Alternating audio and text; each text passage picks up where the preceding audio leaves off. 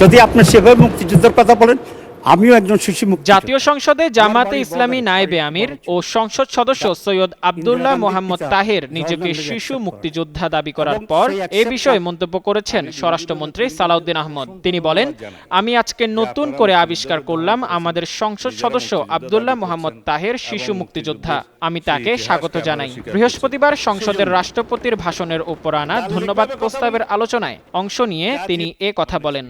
স্বরাষ্ট্রমন্ত্রীর এ মন্তব্যে সংসদ সদস্যদের হাসির রোল পড়ে গেলে তিনি বলেন, আমি কাউকে সম্মান প্রদর্শন করতে কসুর করি না। লেস অয়েল অ্যাবজর্ব করে আপনার পরিবারকে রাখে হেলদি। ফুড গ্রেড ম্যাটেরিয়ালে তৈরি যমুনা কুকওয়্যার।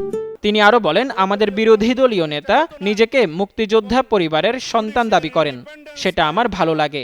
কয়েকজন মুক্তিযোদ্ধাও ওই পারে বসে আছেন।